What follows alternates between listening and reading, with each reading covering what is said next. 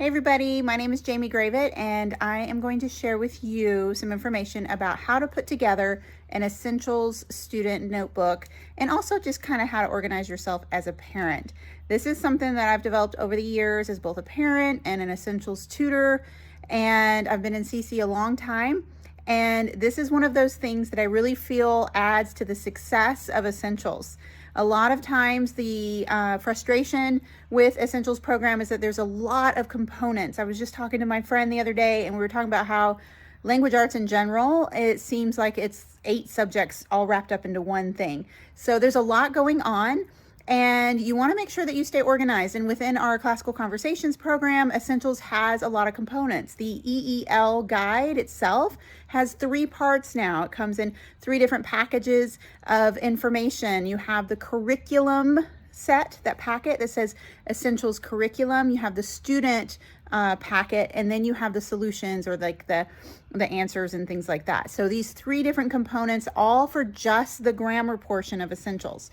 Then you have the IEW, or the writing portion of Essentials as well. And within both of those things, there's extra things like vocabulary and spelling and editing. So I hope this will help you get organized so that you can kind of have everything in one place, and one easy way to not only be organized on the day of community, but also during your weekday, more importantly during your week, each day during the week.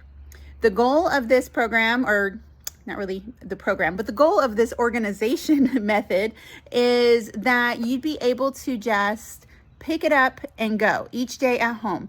So you're going to put together a student notebook, and then when it's time to do essentials during the day at home, you're just going to open it up. The student will open up their student notebook. They will start at the first tab and they will work their way through each tab. And there's something to be done behind each tab each day. And when you're done with your tabs for the day, you are done with essentials. Everything is in one place. You don't have to go look for things or hunt or find or make copies. Everything is ready to go. So if that sounds good, then believe me, this is going to help you. This is also my big suggestion. I suggest that all parents and students in Essentials use this binder, set it up exactly the way that I say, and use it for like the first 6 weeks. Like, even if you're not sure about how this will work for you, use it for the first 6 weeks just the way it is. And then after that, you can make your own adjustments or tweaks to the binder, move things around, take things out, and because you'll have a much better understanding of how the program works. So I hope this helps. Okay, so let's take a look inside the notebook.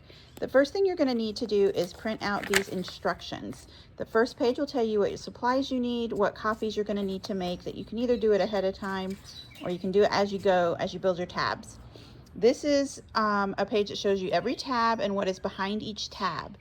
It looks like a lot, but it's not. I just wanted to be really detailed about each thing that I was referencing so that you would be able to know exactly what I was referring to and where to find it.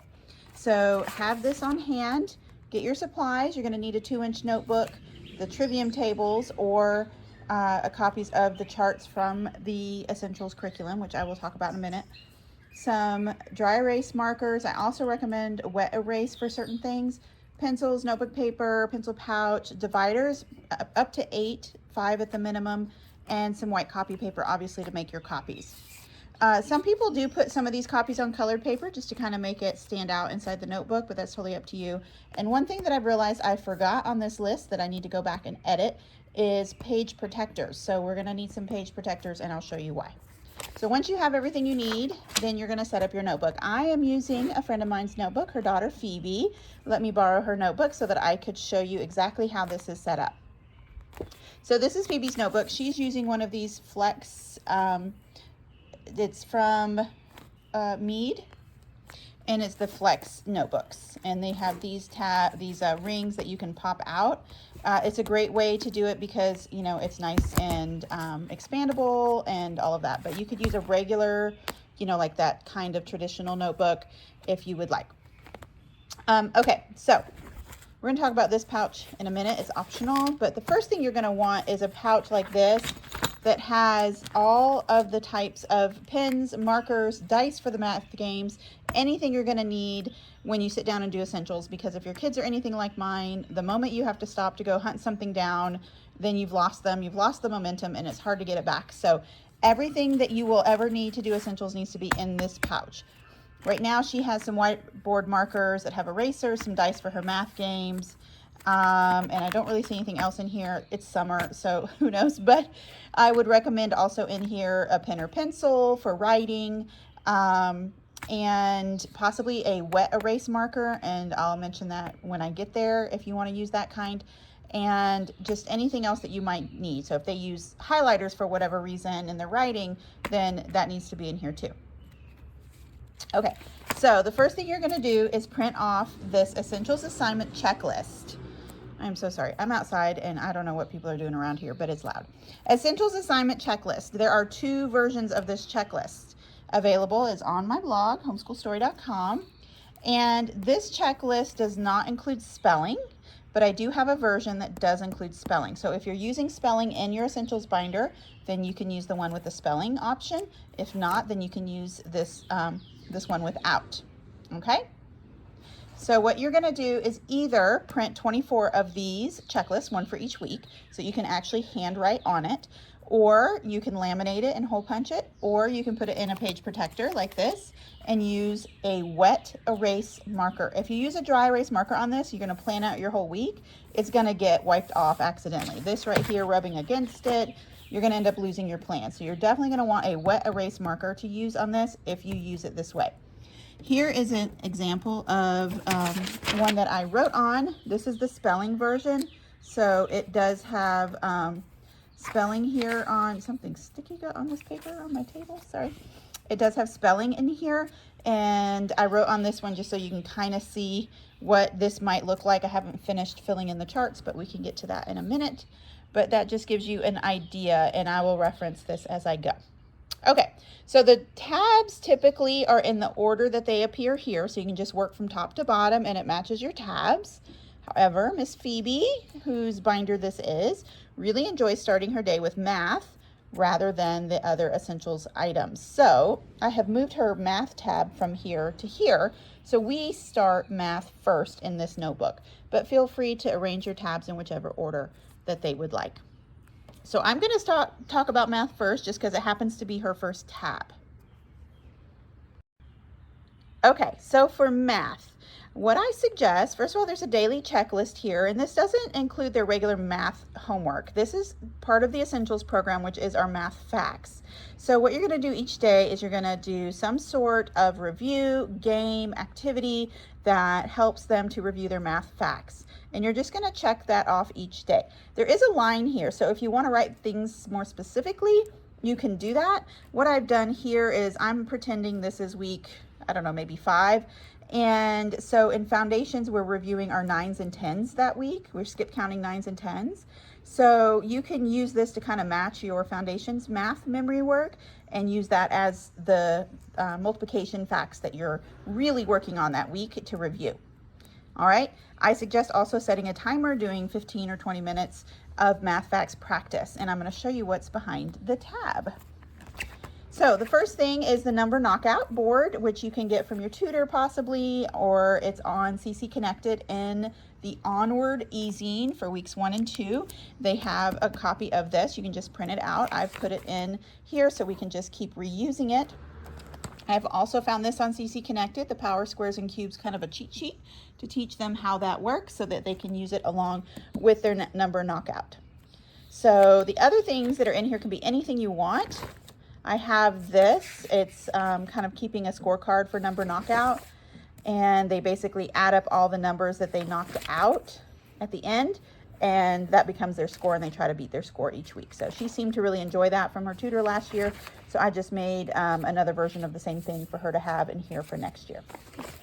These are games that are found, again, in the Onward e-zine, which is the weekly supplement that is on CC Connected for Essentials students.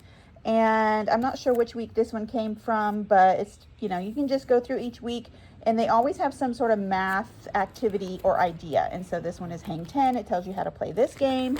This is Snake, always a favorite. This is multiplication bingo.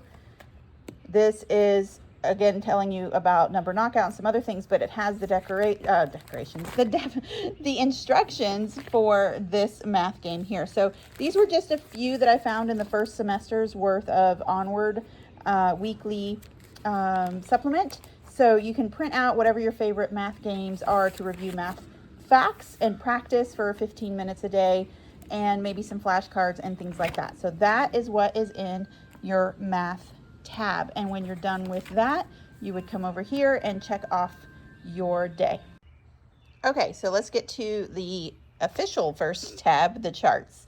So the day after community, you're gonna, that's the day you're gonna fill this out for the whole week. And the first thing you're gonna do is go to your charts tab. Now the first thing in your charts tab is the scope and sequence. And this is, I have this listed in the directions where to find this in the parent curriculum guide. The EEL curriculum is on page 30.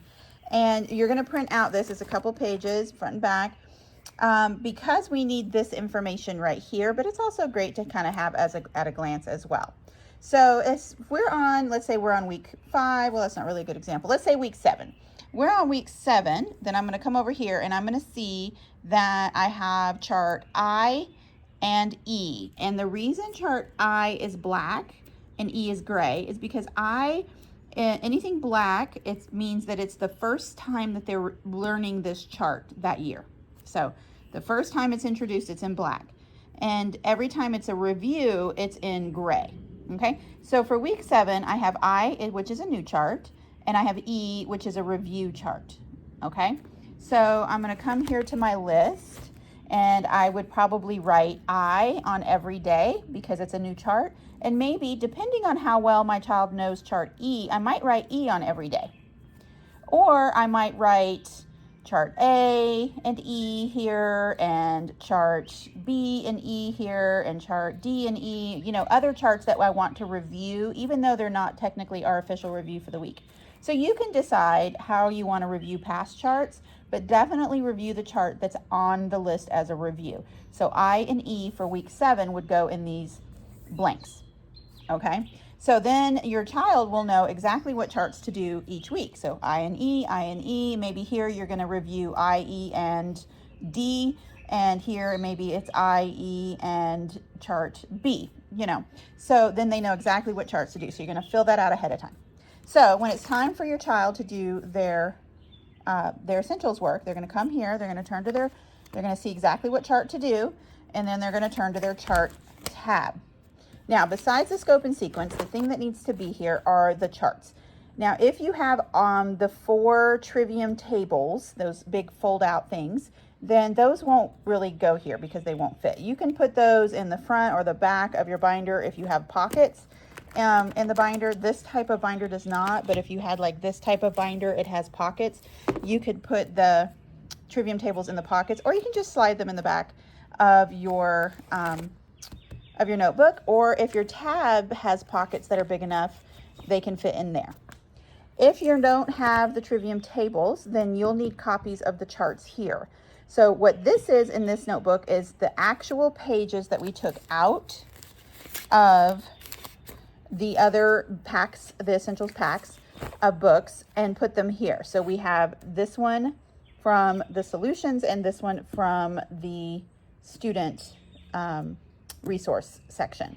So you just want to match them. So you do have to kind of hunt for them. You can make a copy and then put these back into their respective areas so you don't lose them. Or you can just put the originals in here and put them in page protectors. Another option is to not use the fill in the blank, but instead to use blank paper here. So you would only have the filled in charts and then a bunch of blank paper for them to copy it on. If they're a second and third year student, I suggest moving to blank paper at some point during that second year, preferably, and move away from this. The reason is they will never have to write this word structures, purpose, or patterns. It's already here. So a lot of times we'll to ask the kids, what are the 4 structures? And they don't remember which ones are structures and which ones are purposes because they never have to write that with this. So they never create that connection. And you'll say, it's the one across the top of the chart. And they'll, oh, I know what that is. But if they have to write it on blank paper, then they're going to have to write everything from this master chart, and they will start making those connections to those category headings. And that's pretty much true for any of these charts. So in some way, shape, or form, you want to have charts for them to see and a way for them to copy and review themselves on charts. Blank fill in the blank ones or blank paper. Okay? And if you have the trivium tables, then you'll just have blank paper and they can copy it on blank paper, or you can have these that match the trivium tables in here. So they're going to work for about 15 minutes or so. I suggest, you can do it 2 different ways. You can set timers. Hey, we're going to do 15 minutes on charts. We're going to get through as much as we can. Or you can be task oriented and be like, you're done when you get those charts done and we can check it off. Whichever method works best for you and your child. But when they're done with their charts tab, they come here and check it off and they move on to their next. Okay, so the next tab is going to be the task sheets. Now, some people would call this weekly sentences. It's labeled here as task sheets because it's the analytical task sheets that they're going to do each day at home, okay? So what you're going to do is you're going to turn to the task sheet tab, and behind that tab, you are going to put these pages from the curriculum, the EEL curriculum book, and it starts on page 317. And basically this is the whole entire year, every sentence that the kids are going to do at home. Okay, so they're going to do 1 sentence a day at home, and that's going to be their daily or weekly sentences that they do each week. So you have all of that here. The next thing I suggest is this page, which is right after these pages in your book, and this is on page 321, and this is the abbreviations list. And this is just a good list because they're going to have to label every word of every sentence, and they need to know what the official abbreviations are. They're going to learn these in class as well, but this is just a good reference sheet to have right here. The next thing is a question confirmation flow chart. I really like this one so far. There's lots of different versions. There's smaller ones. This one is 2-sided. This flowchart, question confirmation, you will learn in your first few weeks of Essentials. You'll start learning this, and then you'll learn how to add on to this throughout the year. And this is really important for the kids to understand and to memorize how to go through this. Think of it like a grammar catechism. This is going to be their question and answer that they go through as they learn how to parse out their sentences. So this is a good one. It is on CC Connected if you just search question confirmation flowchart in the forums. After that is one of these copies, the analytical task sheet copies, and this is in the student book on page 74.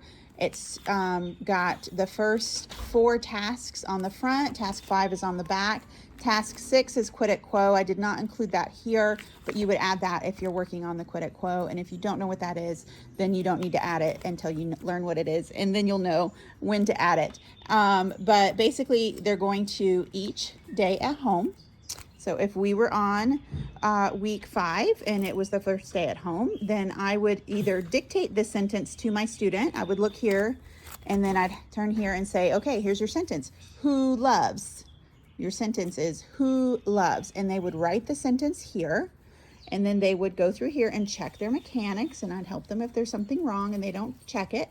Then they would go through and analyze their sentence to see through some question confirmation, what types of sentence is it, and then diagram it here. And they will learn how to do each of these throughout the year of CC.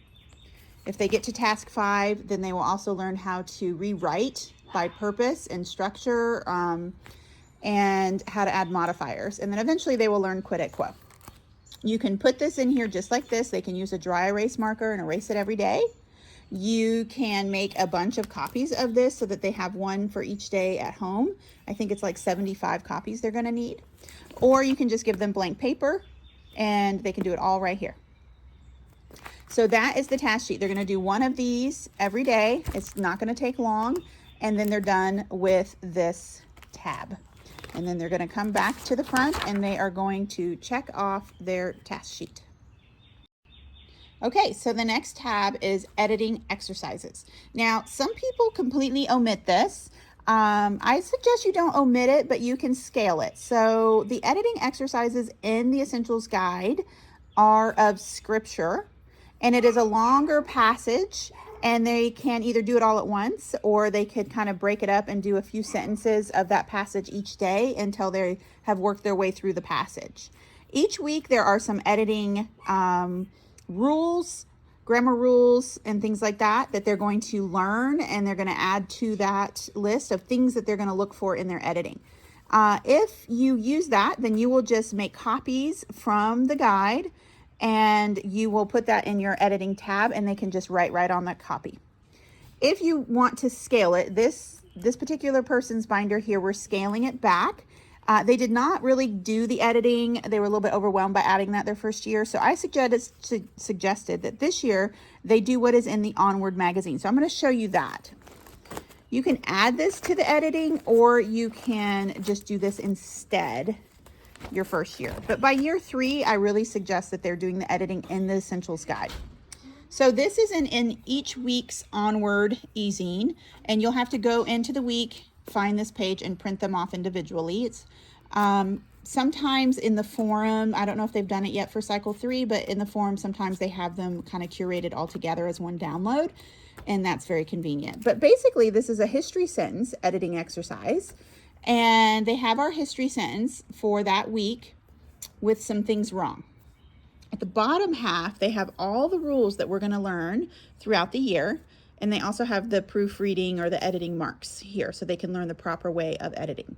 They're not correcting it, they're marking it, okay? But that is a way for them to, you could like bulk it up a little bit, is after they mark it, you can have them rewrite it correctly, and that's another way to just practice their history sentence. You'll notice in this one, really the only thing wrong are the first 2 rules. First letter has to be capitalized, and there needs to be an end mark. Okay, so they're looking through these rules for everything to see what applies to the sentence, and then is that thing wrong? Is there an error with that? You know, we don't have any, we do have series here. Rule number 7, commas in a series, and the commas are there correctly. Unless you are a real stickler for the Oxford comma, then you might add one there. But other than that, and so we're going to start at the beginning, and each week we're going to work a little bit further and further into this list. Okay, not every week will all rules apply. So you'll see that as we go forward, now here we have proper nouns that are not capitalized, which is rule number 4. And then there might be some rules that we don't ever see in a history sentence, but you know, the idea is knowing what to look for.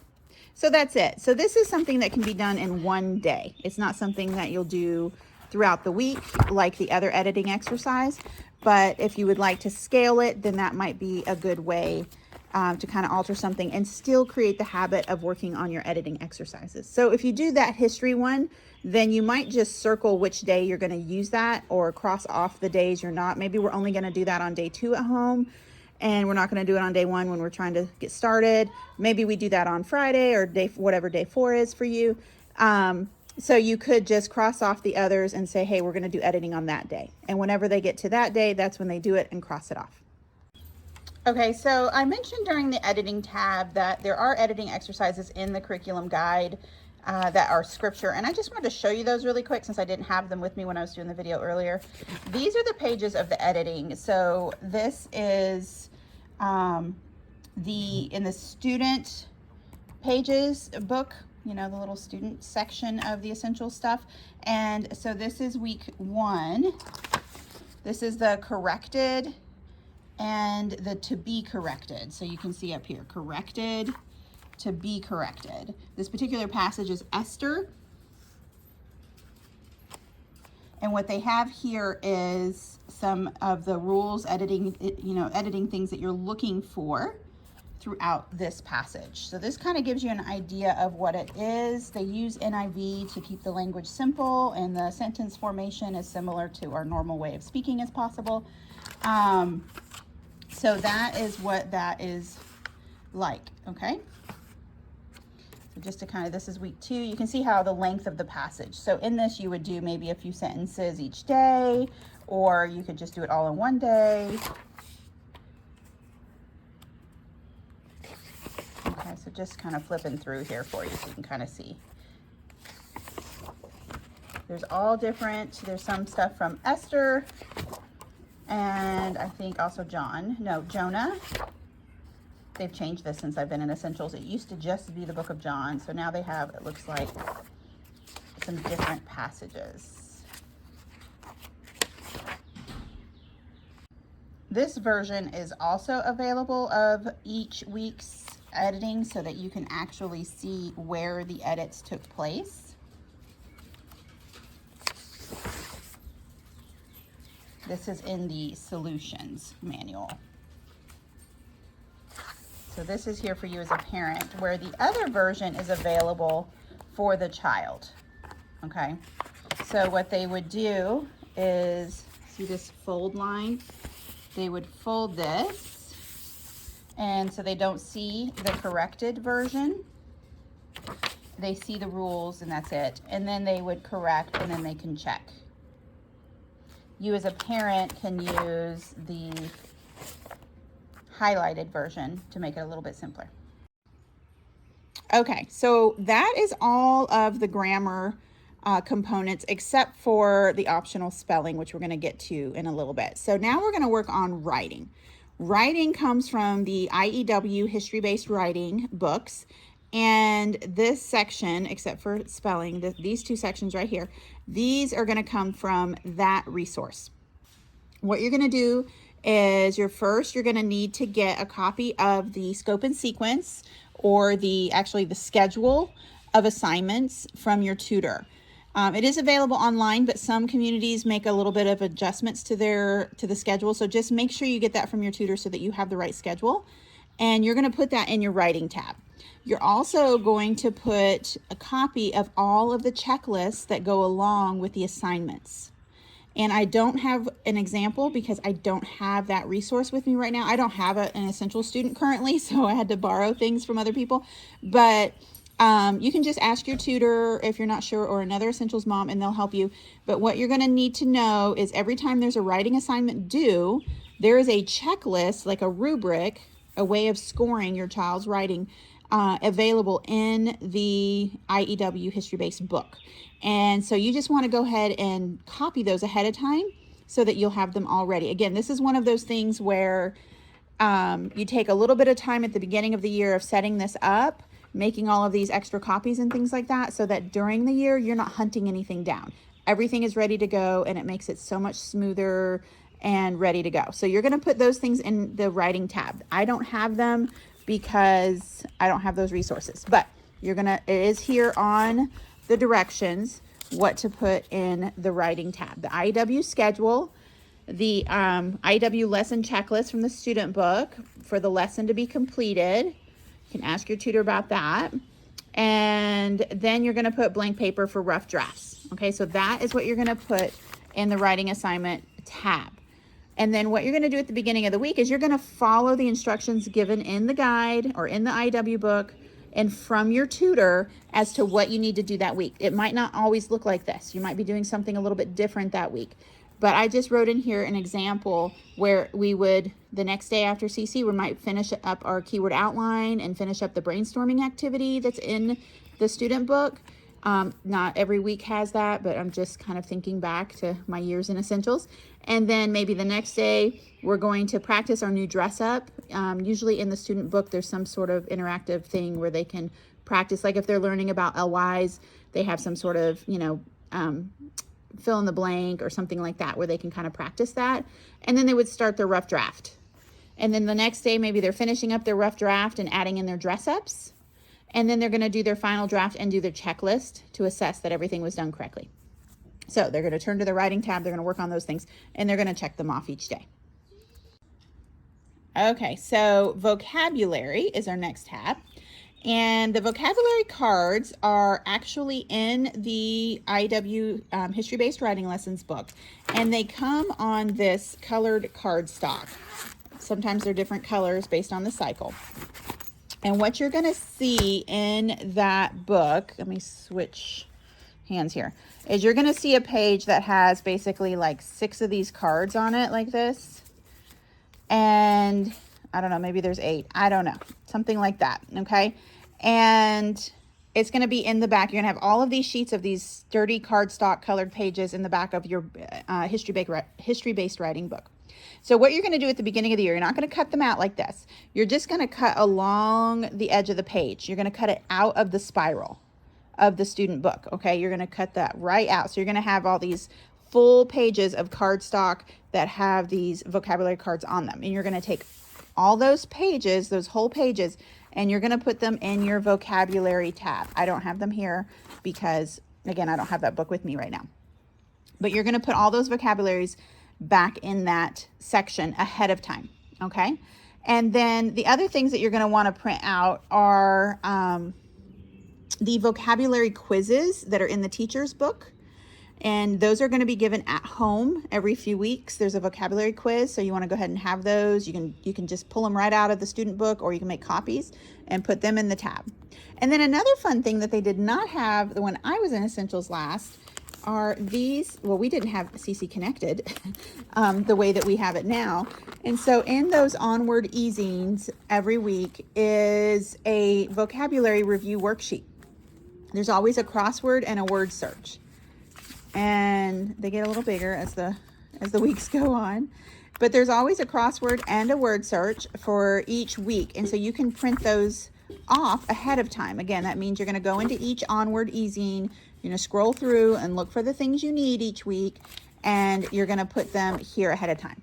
So it's a little bit of work up front, but just think about the fact that when you're here sitting down with your kid and you're like, oh yeah, I need to get the vocabulary worksheet out, then you're going to end up on your computer trying to figure out CC Connected, trying to find the week's e-zine, trying to print this out. By then your kid is off somewhere, doing something completely different.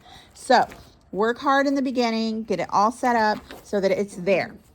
So then you're going to have all of that stuff behind your vocabulary tab. And so each day you're going to do some things. You're going to learn your new words, which means you're going to take the appropriate sheet from the vocabulary sheets based on the lesson that you're on, and they tell you the lesson number on the back. You're going to take these and you're going to cut them out, or your child is going to cut them out, and you're going to go through them. There's always a picture, the word, the definition, a sentence. Okay? So, and then you're going to check that off. The next day, you're going to review all your words. You're going to review all your words and maybe do your word search worksheets.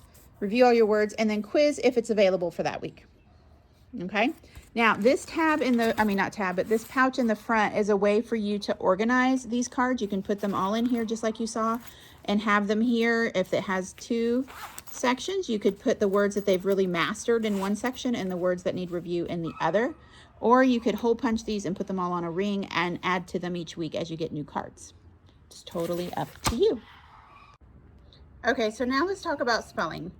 Spelling is something that you can put in here or not. Like I said, I have two different versions of the checklist, but even if you're using something completely different than what we have in our Essentials curriculum, I still suggest putting your spelling in this notebook. It just keeps language arts all together and it prevents you from forgetting about spelling, and it just kind of keeps it all in one spot. Even if it's just like some blank paper for them to do their spelling review or take their spelling test on, getting to this tab reminds you that it's time to do spelling. But I'm going to show you what we have included in the Essentials Guide.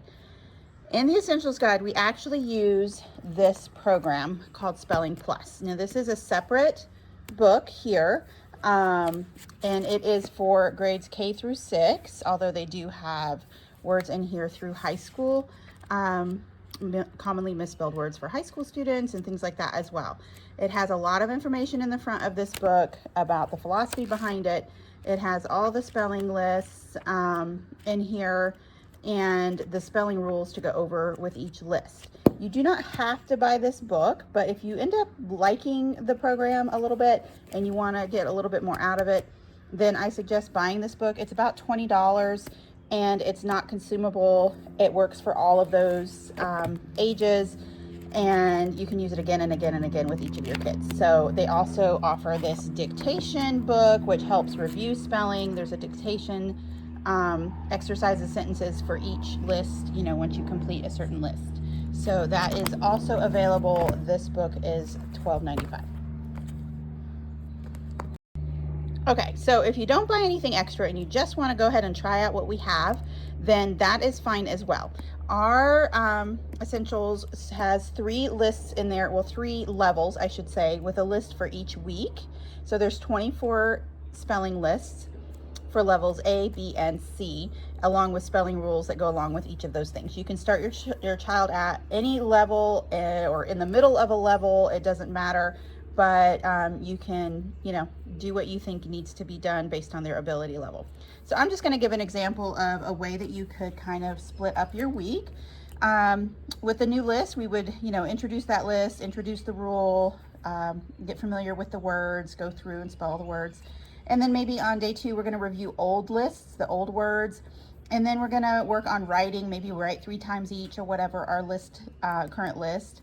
And then day 3, we're still working on spelling those words. Maybe we're going to use a different method of spelling out or writing out the new list. And then we're going to practice that rule again and try to find all the instances of that rule.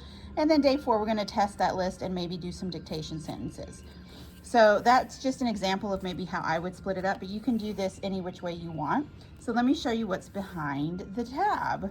So behind our spelling tab, I did find these online. Trying to get this thing to turn. This is the only problem with these flex tab things. Okay. I did find these. You might be able to find them here, susancanthony.com. This is actually in this Spelling Plus book. It comes directly from that. This is the author, so she just had some information that you could download on her website for free. And it does give kind of like how to do daily practice and daily dictation and a little bit about the philosophy, some basic spelling rules and guidelines and mnemonics, and then a copy of all of the lists available in the complete book. So you can use that too. We start with list 4 in level A of essentials, and I think list 25 or 6 for level B, and it goes on from there. This was on CC Connected. This was just another mom's weekly kind of routine for her spelling for her child. So I found that in the forums I just searched in the essentials sections there for Spelling Plus and found that. Okay, so here's what's actually in your essentials curriculum in each week's tab. So like this is in week 1. So in the big curriculum section, the big curriculum binder, where you have weeks 1 through 24, you will find this page at the end of each week or towards the end of each week. And each week has level A, B, and C spelling list, the rule that you're working on in that list, and some homophones. Okay? So every week you can go into your essentials curriculum guide, find this page, and make a copy. Again, this is one of those things that takes a bit of time. It might take you 20-30 minutes to go through here, pull all these out, make copies, and put them all back in. But it's one of those things, you just do it once. You're going to have all these lists for all of the years that they're in essentials, and everything is going to be right here. You're not going to have to hunt for things later. So each week for spelling, you'll go to the week you're on, you'll find the list that you're on, and you'll introduce that stuff. You can also use a sheet like this, which comes from the student packet of EEL on page 78 and 79. And you could also, or instead of this, just have blank paper here. So that is what is in the spelling tab. Okay guys, so I just finished making all the videos for the Essentials Student Notebook, and I just wanted to add these words of encouragement. It will probably take you an hour, maybe 2, depending on how familiar you are with your Essentials resources to begin with. If you're brand new, it might take you a little bit longer to kind of, just acclimate yourself to all the different books involved and where everything is. But I really just wanted to encourage you to take the time, take the 2 hours at the most that it will take to hunt down everything, pull out pages, make the copies, go on CC Connected, go through the onward easing for every single week for cycle 3, and print out the appropriate pages from there, and really do this and put your notebook together. The work that you put into it now over the summer, if this is when you're seeing this video, or whenever you have decided to do this 2 hours that you might be, really putting into it now will not only help you get really familiar with your essentials resources, but it will really help you have success in essentials through the year. The thing that overwhelms parents is the multiple books involved, the multiple kind of mini subjects within the subject, and having everything in different places. Having this one book for your students, and then you having your one curriculum guide for EEL and your one teacher guide for IEW, will really help streamline things. When you go to CC, you bring your EEL community curriculum guide. You will bring your teacher's guide for IEW. Your student will bring their student notebook that you're creating, and they will bring their student book for IEW. And that is it. And at home, you simply bring out that student notebook and they work through their tabs. And I promise you it'll pay off. So I just wanted to add that encouragement, and I'd love your feedback if there's anything that you have that's helpful that you'd like to share with others. And I will try to link anything that I can link down in the description that I might have mentioned in the video that is not on CC Connected. Thanks.